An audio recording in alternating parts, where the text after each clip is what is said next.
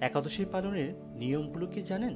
অথবা আপনি হয়তো একাদশীর উপবাস পালন করছেন, কিন্তু ঠিকভাবে কি পালন করছেন? আপনি কি একাদশীতে কি কি নিষেধ জানেন? জানতে হলে আজকের আমাদের বিশেষ ভিডিও একাদশী পালনের নিয়মাবলী সম্পূর্ণ দেখুন। আপনারা আমাদের বাংলা পঞ্জিকা অ্যাপটি ডাউনলোড করে না থাকলে এখনই ডাউনলোড করে নিন, সে সাথে আমাদের চ্যানেলটি সাবস্ক্রাইব করুন। একাদশীর মূল কাজ হলো নিরন্তর ভগবানকে স্মরণ করা। তাই আপনারা যে নিয়মে এবং যে সময়ে পালন করুন না কেন, ভগবানকে ভক্তি ভরে স্মরণ করা যেন আপনারই মূল কাজ হয়। একাদশী পালন করার কিছু নিয়ম আছে, যেগুলো মেনে একাদশী পালন করা উচিত। তাই সবার সুবিধার্থে আমরা একাদশী পালনের সাত্ত্বিক নিয়মটি উল্লেখ করছি। একাদশীর নিয়মগুলোর মধ্যে প্রথম নিয়ম হচ্ছে, যদি পারা যায় দশমী তিথিতে একাহার করবেন, একাদশীতে নিরাহার এবং দ্বাদশীতে একাহার। যদি প্রথমটি পালনে অসমর্থ হন, তাহলে শুধুমাত্র একাদশীতে অনাহার করতে পারেন। যদি এটিও পারা না যায়, তাহলে একাদশীতে পঞ্চরবি শস্য বর্জন করে ফলমূলাদি গ্রহণ করা যাবে।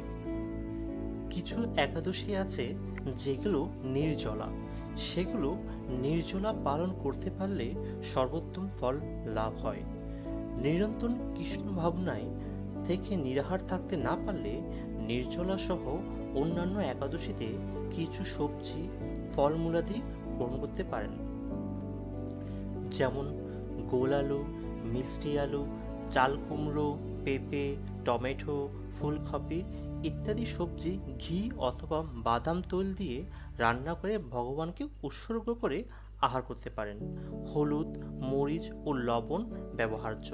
আবার অন্যান্য আহার্য যেমন দুধ, কলা, আপেল, আঙ্গুর, আনারস, আখ, আমড়া, শস্য, তরমুজ, বেল, নারকেল, মিষ্টি আলু, বাদাম ও লেবু শরবত ইত্যাদি ফলমূলাদি খেতে পারেন।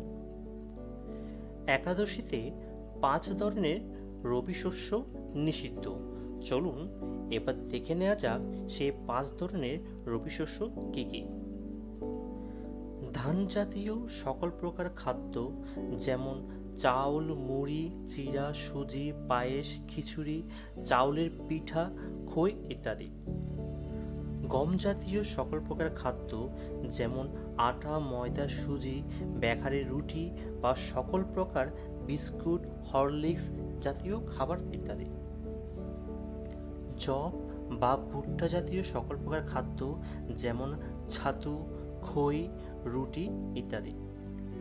ডাল জাতীয় সকল প্রকার খাদ্য, যেমন মুগ, মাসকলাই, খেসারি, মসুরি, ছোলা, অরহ, ফেলন, মটরশুঁটি, বরবটি ও সিম ইত্যাদি। সরিষার তৈল, সয়াবিন তৈল, তিল তৈল ইত্যাদি।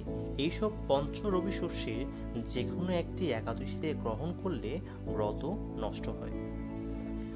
যারা সাত্ত্বিক আহারী নন এবং চা, বিড়ি বা সিগারেট, পান, কফি ইত্যাদি নেশা জাতীয় গ্রহণ করেন, একাদশী ব্রত পালনের সময়কাল পর্যন্ত এগুলি গ্রহণ না করাই ভালো। একাদশী উপবাসের পরের দিন পালন হয়ে থাকে। পঞ্জিকাতে একাদশী পালনের যে নির্দিষ্ট সময় দেয়া থাকে, সেই সময়ের মধ্যে পঞ্চরবি শস্য ভগবানকে নিবেদন করে প্রসাদ গ্রহণ করে পালন করা একান্ত দরকার, নয়তো একাদশীর কোনো ফল লাভ হয় না। একাদশী ব্রত পালনের প্রকৃত উদ্দেশ্য কেবল উপবাস করা নয়, নিরন্তর শ্রী ভগবানের নাম স্মরণ, মনন ও শ্রবণ কীর্তনের মাধ্যমে একাদশীর দিন অতিবাহিত করতে হয়। একাদশী পালনের সময় পরনিন্দা, পরিচর্যা, মিথ্যা ভাষণ, ক্রোধ, দুরাচারী, স্ত্রী সহবাস সম্পূর্ণরূপে নিষিদ্ধ। এবার আসা যাক একাদশীতে নিষিদ্ধ বিষয়গুলি। একাদশী ব্রতের আগের দিন রাত 12টার আগে অন্ন ভোজন সম্পূর্ণ করে নিলে সর্বোত্তম। ঘুমানোর আগে দাঁত ব্রাশ করে দাঁত ও মুখগহ্বরের লেগে থাকা সব অন্ন পরিষ্কার করে নেওয়া সর্বোত্তম। সকালে উঠে শুধু মুখ কুলি ও স্নান করতে হয়। একাদশীতে সবজি কাটার সময় সতর্ক থাকতে হবে যেন কোথাও কেটে না যায়। একাদশীতে রক্তক্ষরণ বর্জনীয়। দাঁত ব্রাশ করার সময় অনেকে রক্তক্ষরণ হয়ে থাকে, তাই একাদশীর আগের দিন রাতেই দাঁত ভালোভাবে ব্রাশ করে নেওয়াই সর্বোত্তম। একাদশীতে চলমান একাদশীর মাহাত্ম্য ভগবত ভক্তের শ্রীমুখ হতে শ্রবণ অথবা সম্ভব না হলে নিজেই ভক্তি সহকারে পাঠ করতে হয়।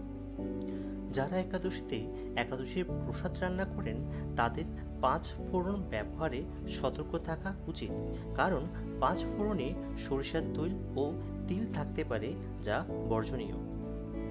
একাদশীতে শরীরে প্রসাধনী ব্যবহার নিষিদ্ধ। তৈল শরীর ও মাথায় সুগন্ধি সাবান সম্পূর্ণ বর্জনীয়। সকল প্রকার ঘোর কর্ম, শেভ করা, চুল ও নখ কাটা সম্পূর্ণরূপে নিষিদ্ধ। এই পর্যন্ত আপনারা জানতে পারলেন কিভাবে একাদশী পালন করতে হবে, কি কি বিষয় মাথায় রাখতে হবে, কিভাবে একাদশী পালন করলে আমরা সর্বোত্তম ফল লাভ করতে পারবো। আজকে এইটুকু। আপনারা আগামী দিন অন্য কোনো একটি ভিডিও নিয়ে আপনাদের সামনে হাজির হব। আপনারা এখনও পর্যন্ত আমাদের বাংলা পঞ্জিকা অ্যাপটি ডাউনলোড করে না থাকলে গুগল প্লে স্টোর গিয়ে ডাউনলোড করে নিন।